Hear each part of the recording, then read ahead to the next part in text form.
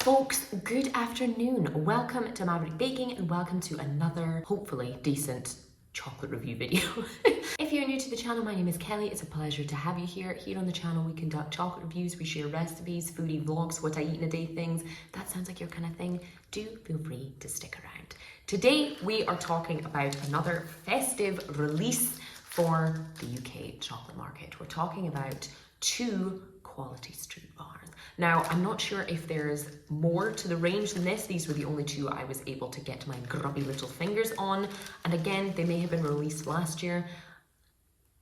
We're here now, that's all that matters, you know. So the Nestle Quality Street brand is utterly iconic, mostly at Christmas time, or at least at the festive season around New Year. There is always a tin or a tub of these Quality Street chocolates lying around. Some people love them, some people think they're very average, some people think they're terrible, but they now exist in a bar, or several bars for some reason. So today we're here to taste them and figure out if they're worth spending any money on. We're going to start with the Orange Crunch. It's one I have no real strong opinion on.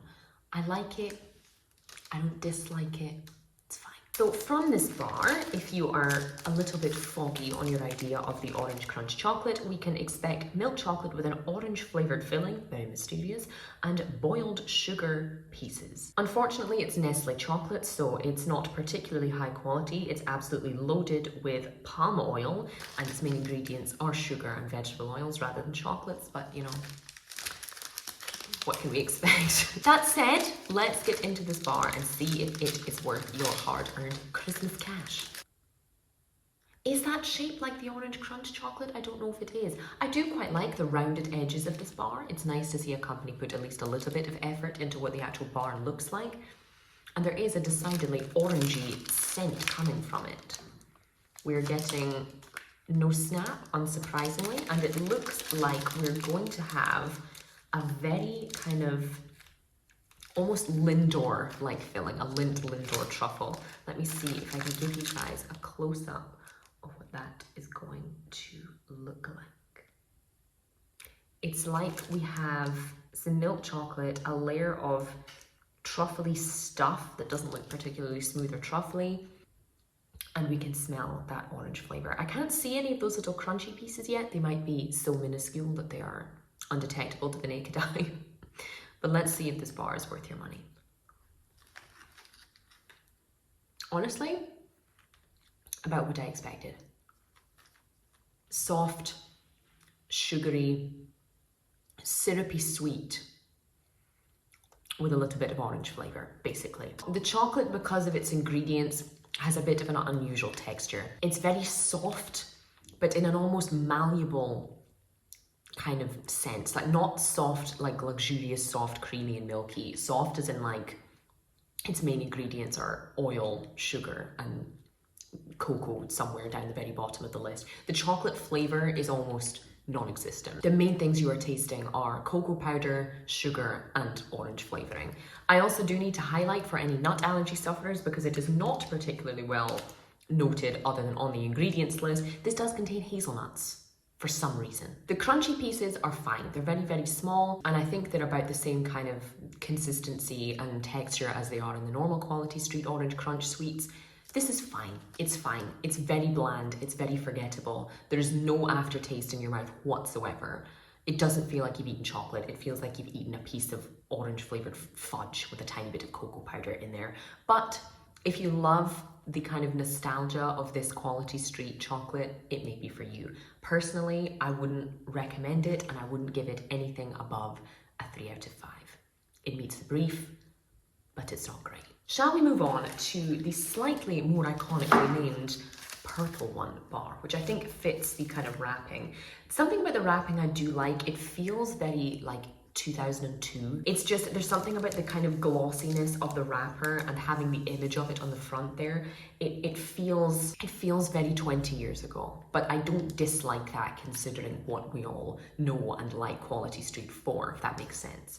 So from the purple one bar, just to refresh our memories, we can expect milk chocolate with a caramel filling and toasted hazelnut pieces. Now, I believe in the purple one, it's normally a whole hazelnut wrapped in the caramel and then wrapped in the chocolate around it, whereas this looks like it's going to be more of 2 layers of those things with the caramel and then a kind of layer of hazelnutty stuff in chocolate underneath. Again, the ingredients are, you know, fairly heavy on vegetable oils and glucose syrup, but there is a bit more cocoa butter in this bar, hopefully meaning we can expect a bit of a better texture overall. Opening this up, it has, disappointingly, exactly the same appearance as the orange bar. I thought it was maybe going to be shaped a bit more like the actual sweets were.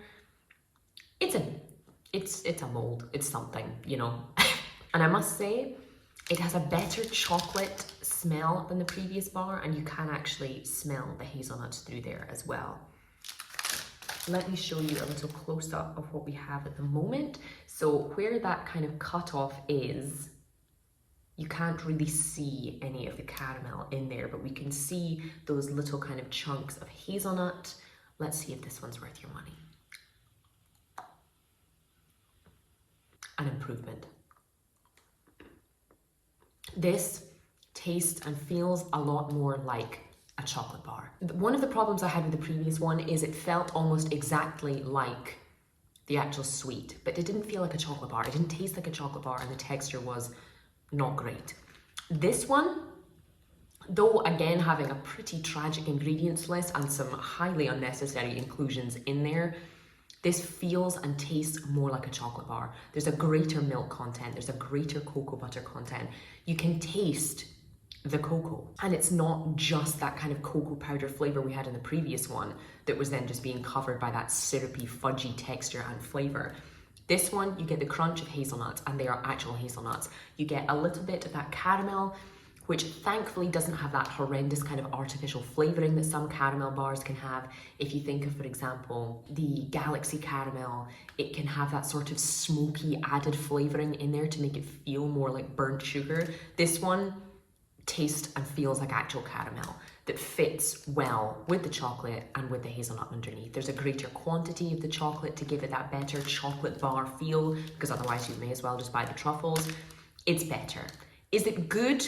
I'm not so sure, but it's definitely better, in my opinion, as an equal fan of these, that this is a better version of both a chocolate bar as a standalone product and a better interpretation of the actual chocolate itself. You get that purple one vibe from it. It's hazelnutty, it's chocolatey, it's sweet. It's nothing too heavy, it's nothing too rich. Is it sweet? Yes, but there is an actual chocolate and hazelnut aftertaste to it, which is what you want from a bar like this, if you're buying a bar dedicated solely to one flavor. If you like hazelnuts, if you like caramel, if you like the Quality Street purple one, you will enjoy this, absolutely. And for nailing the brief and for being pretty decent, but still for having some room for improvement, I'll give this one a 4 out of 5. If you guys have tasted the Quality Street Favourites bars, I would be very interested to hear your thoughts in the comments below. Are these a good representation of the brand? Do they do a good job of encapsulating the iconic chocolates that we eat every year? Or are they just a pretty underwhelming cash grab from Nestle? Let me know your thoughts in the comments. One of these I think is definitely a miss. The other, if you're a hazelnut freak like I am, is not a complete waste of time.